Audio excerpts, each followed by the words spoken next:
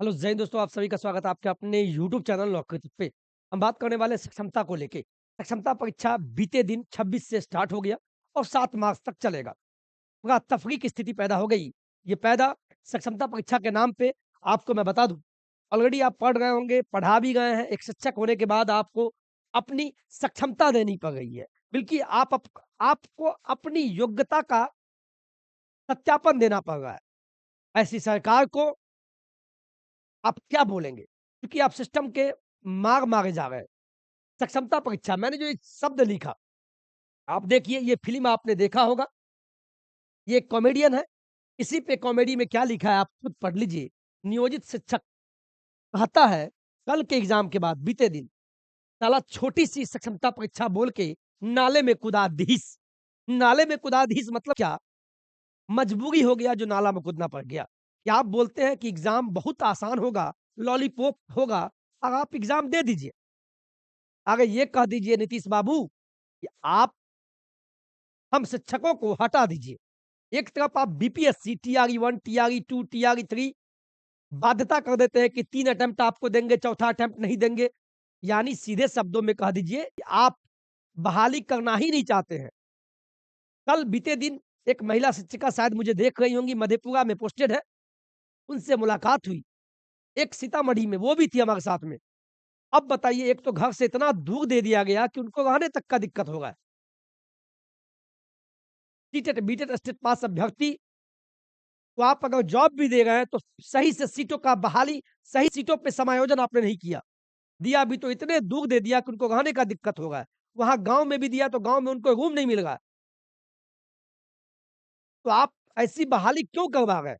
या तो आप प्रताड़ित कर रहे हैं, दिमागी टॉर्चर कर रहे हैं और जिनका चयन नहीं हो पाता है 1-2 नंबर से तो आप सप्लीमेंट्री रिजल्ट भी नहीं देते हैं।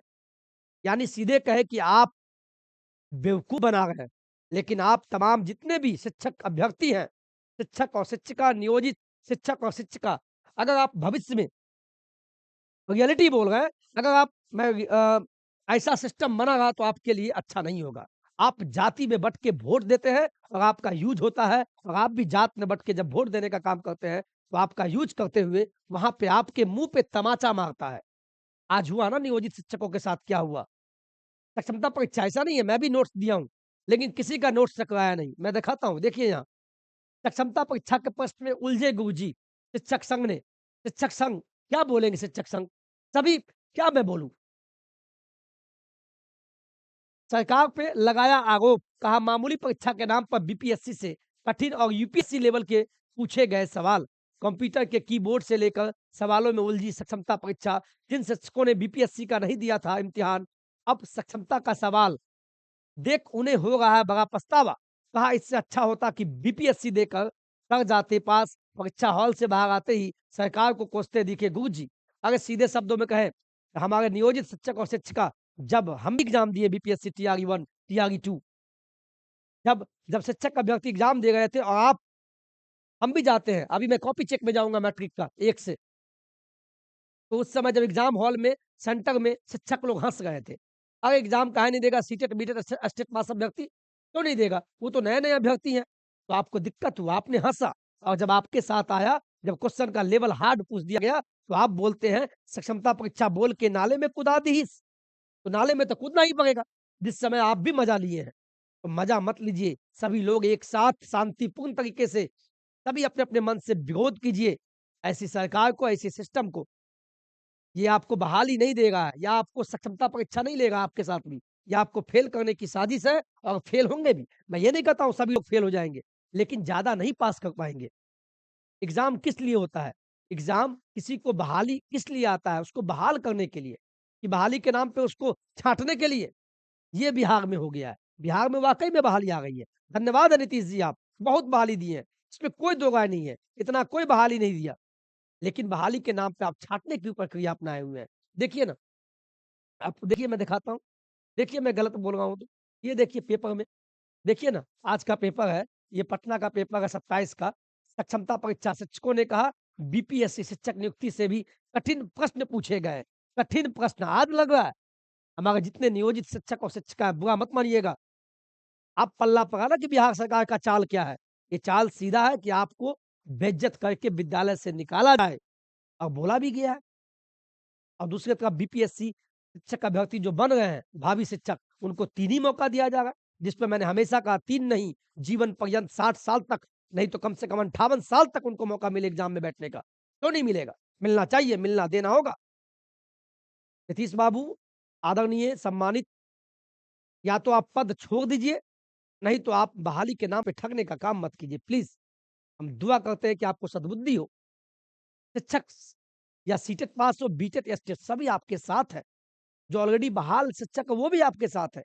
लेकिन ऐसा गंदा मज़ाक मत कीजिए, त्राहिमाम हो जाएगा बिहार में। आप भी या आपको कोई बताने वाला नहीं है। एग्ज़ाम लीजिए ना, कहाँ मना किए हैं। बीपीएससी टीआर 3 भी आप ले गए, लीजिए, कोई दिक्कत नहीं, हम सभी देंगे। लेकिन इतना भी हार्ड ना पूछ दे कि एक तो ऐसे ही बेरोज़गारी का आलम है, टेंशन में है, खाने-पीने का दिक्कत है सभी को। एक तो मोबाइल का रिचार्ज इतना महँगा हो गया कि कहाँ से पढ़े। तो मैं गलत बोल रहा हूँ या सही, आप कमेंट अवश्य कीजिएगा। क्षमता परीक्षा में शिक्षकों से पूछे बीपीएससी से भी कठिन सवाल। यानी ये बीपीएससी से भी हाई लेवल हो गया बिहार का शिक्षक बनना। तो जितने भी नियोजित शिक्षक और शिक्षिका हैं, आप भी सँभलिए, मेरी शुभकामनाएँ हैं, पास कीजिए बहुत अच्छे तरीके से। लेकिन सब नहीं पास कर पाएँगे इतने कठिन प्रश्न में। इतना को तो कीबोर्ड चलाने में दिक्कत होगा। तो ये सारी बातें हैं, इसको हम बताने का प्रयास किए हैं। और देखिए ना, प्रश्न का लेवल देखिए आप। आप खुद देखिए ना, प्रश्न भी लगाए हुए देखिए। ओलंपिक के तर्ज पे भारत में प्रथम आधुनिक राष्ट्रीय खेल कब शुरू किए गए? बताइए, हमको खुद नहीं पता है। हमको नहीं पता है, मैं झूठ क्यों बोलूँ? भारत की सबसे पुरानी पर्वत श्रृंखला, चलो ठीक है। अब देखिए, रहमत अली चौधरी ने किस शब्द का इजाद किया था? देश का नाम बताइए, बांग्लादेश, पाकिस्तान, हिंदुस्तान। चौथा, कांग्रेस की स्थापना के पूर्व देश का प्रमुख राजनीतिक संगठन कौन-सा था? देखिए तो कितना कठिन है, सही में पागल हो जाएगा शिक्षक और शिक्षिका। फ्रांसीसी क्रांति का प्रमुख नारा क्या था? बाप रे! भाई वाक़ई में यूपीएससी लेवल का है। वाह! चाचा आप वाक़ई में महान हैं। हम तो कहते हैं विधायकों का भी एग्ज़ाम होना चाहिए। बिहार में जो विधायक है 243 विधायक, उनका भी एग्ज़ाम लिया जाए। अब मुझे लगता है ऐसे ही माँग करना होगा, क्योंकि उनकी योग्यता पे मैं शक नहीं करता हूँ। उनकी सक्षमता पे हमें शक होगा। और मुख्यमंत्री जी खुद अपना एग्ज़ाम दें अब। आप राज्यसभा से, जब आप सॉरी विधान परिषद के माध्यम से आप मुख्यमंत्री बने हैं। आप तो चुनाव भी नहीं लड़ते हैं, सीधे पायदान पे बैठ जाते हैं। तो फिर हम शिक्षक अभ्यर्थियों को, बेरोज़गार अभ्यर्थियों को एग्ज़ाम क्यों देना? लेकिन हम लोग तो सिस्टम में है नहीं। इसीलिए आपसे अनुरोध है, हमारी बातों से सहमत है। पूरा वीडियो आपने देखा हो, तो क्या मैंने गलत बोला? एक तरफ आप ऐज रिलैक्सेशन में छाड़ देते हैं, उम्र सीमा की बाध्यता क्यों होती है? अगर आप अपीयरिंग को मौका देते हैं, तो एक को देते हैं, दूसरे को नहीं देते हैं। ये सब क्या लगा रहे हैं भैया? क्या हो गया किसकी नज़र? मैं फिर बोल रहा हूँ, मैं आपसे विनम्र निवेदन करता हूँ आदरणीय मुख्यमंत्री जी, हम सभी आपके बच्चे हैं, हम सभी आपके परिवार के सदस्य हैं, आप हमारे मुखिया हैं। ऐसी प्रक्रिया ना लावें कि आप बहाली दे गए हैं, फिर बहाल नहीं हो गए।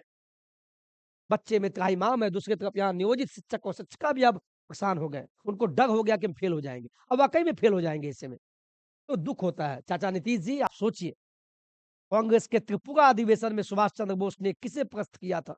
बाप रे बाप! बताइए, मुस्लिम लीग का गठन कब हुआ? देखिए ना, सागरमाला केंद्रीय मंत्रालय किससे है? भारत और नेपाल के बीच सीमा बनाने वाली नदी कौन-सी है? गांधी और इरविन समझौता के बाद किसे फांसी दी गई? तो अब जिनको भी शिक्षक बनना है, वो या तो पहले यूपीएससी या बीपीएससी का तैयारी कर लीजिए, तभी बनिए। इसका सीधा मतलब यही है। इससे अच्छा विधायक बनना आसान है। शिक्षक से विधायक बनना आसान है। सभी लोग विधायक बनने की तैयारी में जुट जाइए। इसमें कोई योग्यता नहीं चाहिए, कोई उम्र सीमा नहीं है, कोई अपयंग, बस उम्र आपका इतना होना चाहिए न्यूनतम। आप अगर 25 साल, 18 साल के हो जाते हैं, तो आप विधायक बन जाइए। मूर्ख भी रहिएगा, 8वाँ पास तो बन जाइएगा। यहाँ तो 9वाँ पास, 8वाँ पास विधायक बन जाते हैं। अब बने हैं हमारे बिहार में, मैं किसी का नाम नहीं लूँगा। तो आप हम सब क्यों पढ़े? नहीं पढ़े, पढ़ना बंद कर दीजिए। बताइए, ये सक्षमता नहीं है, ये आपको अयोग्यता करार करने की प्लानिंग है। बहुत बोले हों तो क्षमा कीजिएगा आदरणीय मुख्यमंत्री नीतीश जी, दुःख होता है। एक तरफ आप टीचरों को खाली एग्ज़ाम दिलवाते हैं, दक्षता परीक्षा, सक्षमता परीक्षा और हमारे जिनको हम चुन के भेजते हैं, तो उनका क्यों एग्ज़ाम नहीं होता है? उनका भी होना चाहिए। ये एक माँग है और एक सलाह भी है मेरा और कमेंट अवश्य कीजिएगा आप सभी। हमारी भावनाओं पे नहीं जाइएगा। क्या मैंने गलत बोला है? तो कमेंट और इस वीडियो को वाक़ई में अगर सही बोले हैं, अपने शिक्षकों के बीच शेयर कीजिएगा। यानी शिक्षक बनना उतना कठिन है, जितना विधायक बनना कठिन नहीं है। आज के वीडियो में इतना ही। जय हिंद, जय भारत।